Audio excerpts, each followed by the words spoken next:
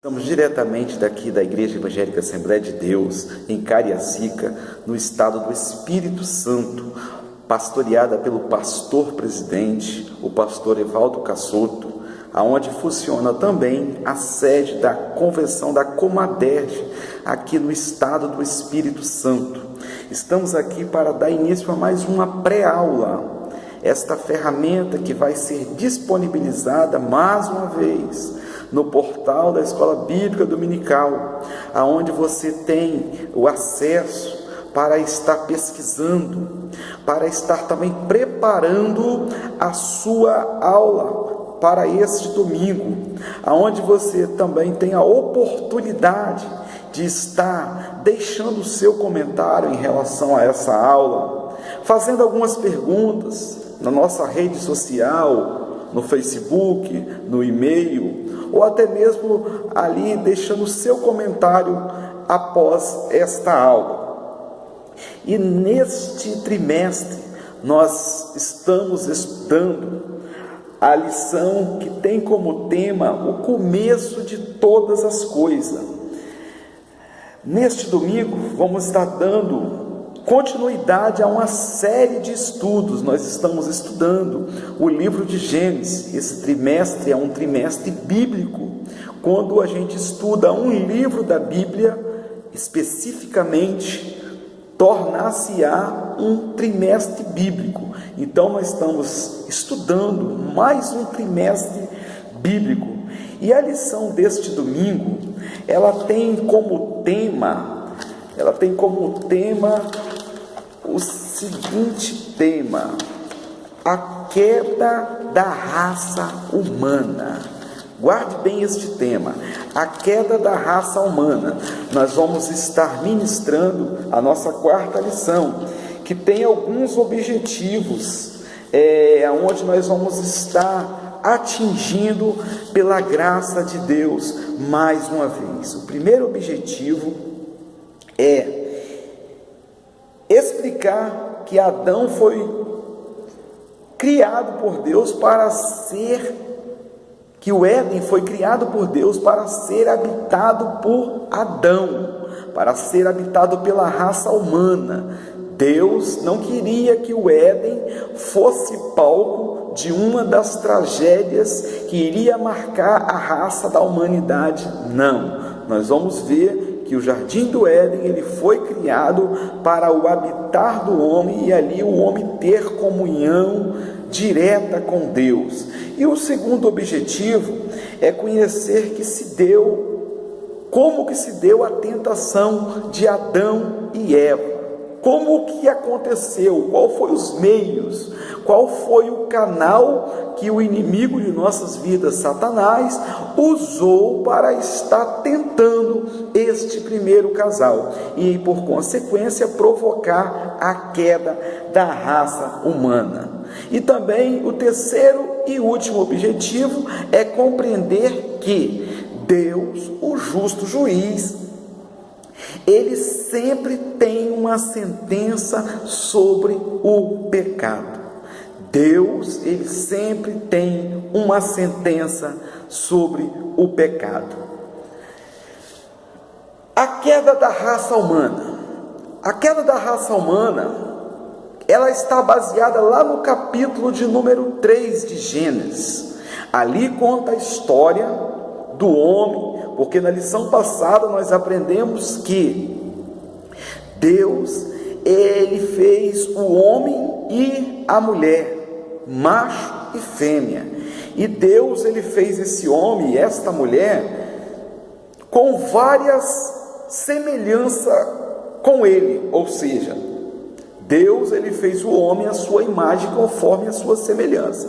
E nós aprendemos na lição passada que uma das semelhanças que o homem tem com Deus é que o homem, ele é um ser tricotômico, ou seja, ele tem 3 partes: corpo, alma e espírito. Com o corpo ele vive, ele trabalha, e com a alma é a fonte dos seus sentimentos, aonde ele sente dor, sente tristeza, sente alegria. E o Espírito é aquele que liga o homem a Deus. Ele faz-se diferente dos animais, porque o animal ele tem corpo e alma somente.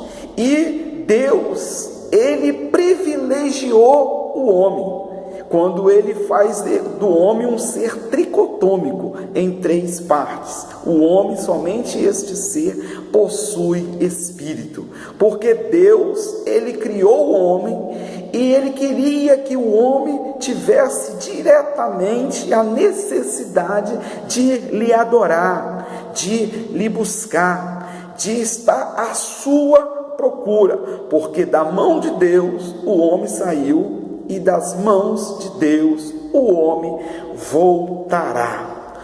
Mas Deus, ele também colocou o homem como um ser moral, e como um ser moral, o homem ele tinha o discernimento do que era certo, do que era errado, do que era bom, do que era ruim.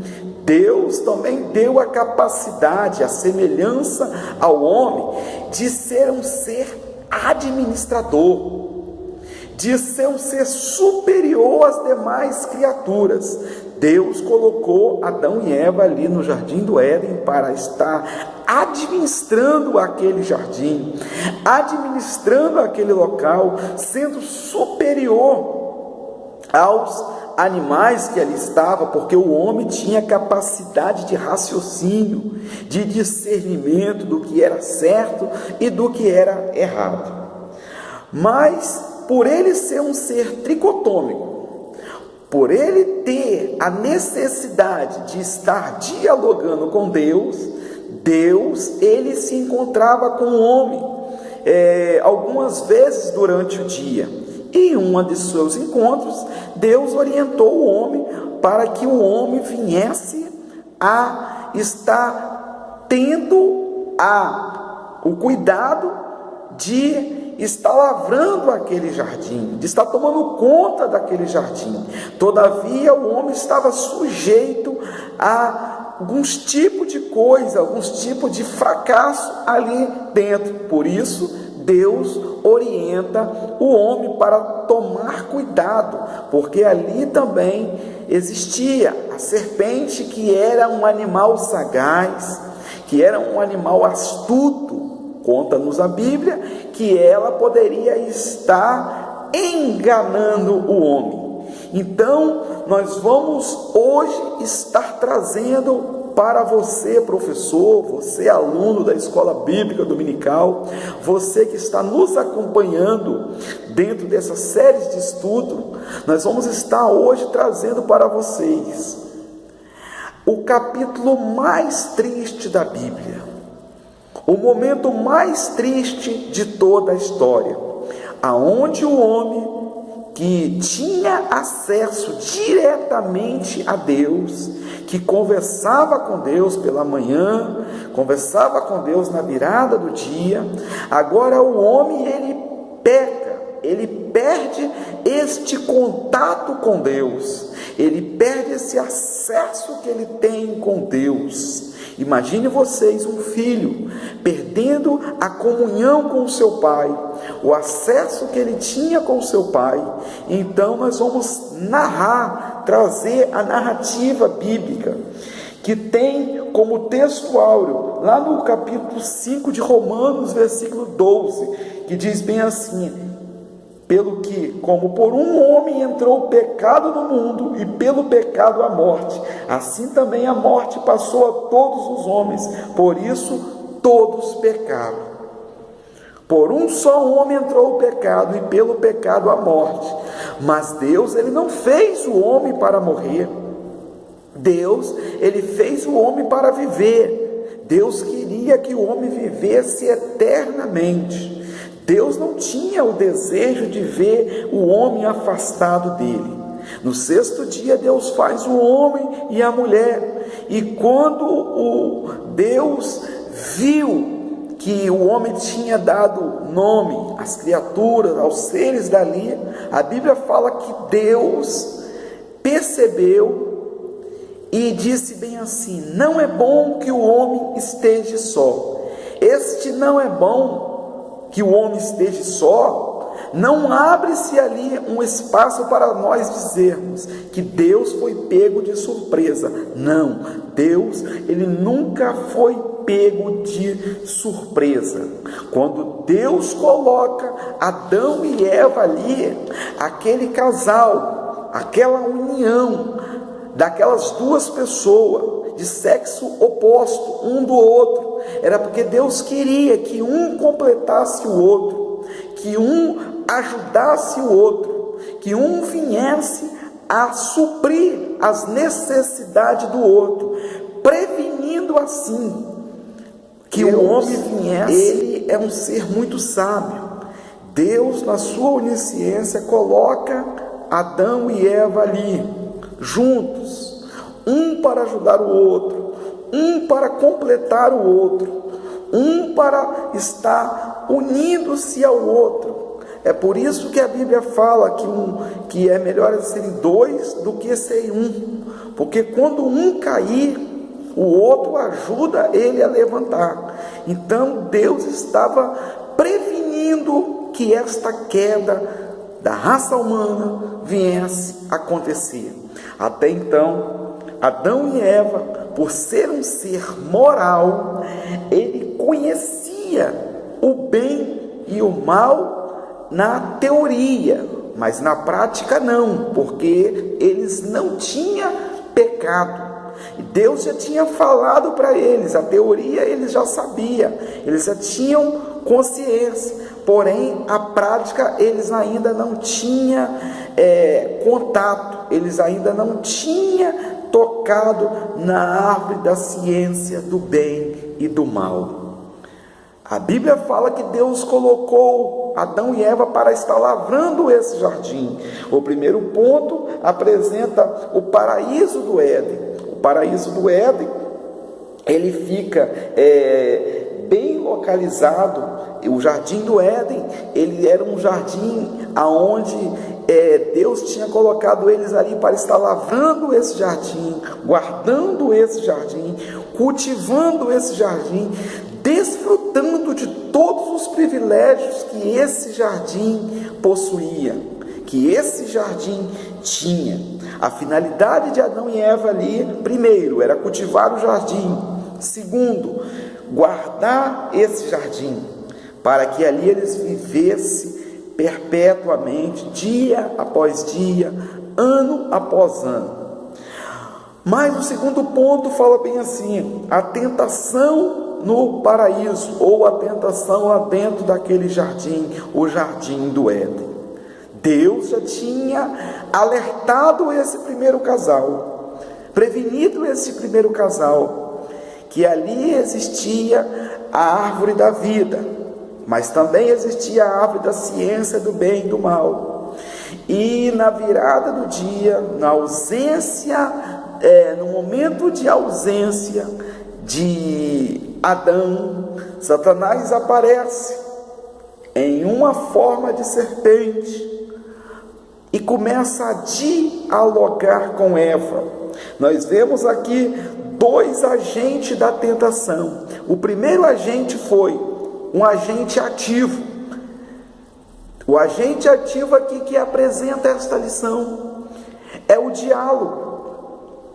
O diálogo que a serpente abriu com Eva foi o agente ativo, aonde que Eva não poderia estar conversando com o diabo. A Bíblia nos orienta nós resistirmos ao diabo e ele fugirá de nós. Isso que a Bíblia nos orienta. Leve isso para a sua classe. Adão e Eva pecaram, porque Eva abriu diálogo com o inimigo. Nós não devemos abrir diálogo com o inimigo. Nós não devemos abrir espaço para o inimigo. Quando esse espaço é aberto, o inimigo ele aproveita. Porque o segundo agente que Satanás usou de tentação foi o agente passivo. Primeiro ele usou o agente ativo, o diálogo, e o segundo agente foi um agente passivo, foi a tentação. Satanás ele usou uma coisa bonita para estar tentando, seduzindo Eva. Por isso que ele apresenta ali na nossa lição uma maçã sendo oferecida a uma outra pessoa. Mas só que você tem que tomar cuidado, porque vai surgir lá dentro da classe alguns comentários em relação que fruto era aquele, que árvore era uma maçã. A Bíblia não nos dá margem para apresentar, para estar afirmando isso. Mas o comentarista botou aqui, ele colocou aqui para figurar, para deixar mais aberta a sua mente em relação ao fruto, porque a maçã é um dos frutos mais desejados, né? É um dos frutos mais agradáveis para as pessoas comer, mas nós não podemos afirmar que era uma maçã o fruto da ciência do bem e do mal. Mas quando Satanás ele começa a dialogar e depois começa a seduzir, nós podemos afirmar que o agente de sedução, o agente passivo, era um objeto muito bonito. Qual é a lição que você irá levar para os seus alunos? Que o objeto da sedução sempre será uma coisa bonita. Às vezes é uma mulher bonita, às vezes é uma profissão bonita, às vezes é um cargo público bonito, às vezes também uma posição social que você almeja, que é uma posição bonita. Então Satanás ele sempre vai tentar nos seduzir com uma coisa bonita. Então nós devemos tomar cuidado, vacinar o rebanho do Senhor, prevenir os nossos alunos em relação a esses objetos de tentação, tanto ativo como passivo. E o segundo ponto, quando Satanás incorpora em uma serpente para tentar seduzir Eva, lá no segundo ponto nós aprendemos que Satanás ele se incorpora para seduzir Eva, porque se ele aparece como a gente imagina, com chifre, com rabo, com garfo na mão, certamente as pessoas irão correr. É por isso que ele se apresenta como uma coisa bonita. Ele tenta Eva come do fruto da ciência do bem e do mal, e após ela comer, ela oferece para o seu esposo Adão, e Adão também prova daquele fruto, e após ele provar, diz a Bíblia que os seus olhos se abriram, e eles passam a conhecer o bem e o mal. Ali, naquele momento, termina a primeira dispensação, que foi a dispensação da inocência. Ali inicia o capítulo mais triste da raça humana. Ali Deus começa agora a decretar o juízo após os seus filhos pecarem. Nós vamos estudar agora o terceiro ponto, o juízo de Deus. A primeira lição que nós vamos tirar é que Deus, ele é um ser perfeito, ele é um ser maravilhoso, ele é um ser amoroso, mas ali nós vamos encontrar uma resposta para os nossos questionamentos. Adão pecou, Eva pecou. Os nossos filhos muitas das vezes erram, pecam também. E às vezes nós perguntamos aonde nós erramos na criação de nossos filhos. Por eles serem seres com livre-arbítrio, eles também estão sujeitos ao erro. Porque se não fosse assim, nós, levando lá para o jardim do Éden, certamente Deus poderia estar perguntando para ele: aonde eu errei na criação de Adão e Eva? O que eu fiz de errado para eles pecarem? Deus não fez nada de errado, Deus fez tudo correto, Deus fez tudo certo. Deus fez Adão e Eva com livre arbítrio para decidir o que eles queriam fazer da sua vida. Todavia, esta decisão poderia vir acompanhada de consequência. O terceiro ponto fala sobre o juízo de Deus. O juízo de Deus sempre virá.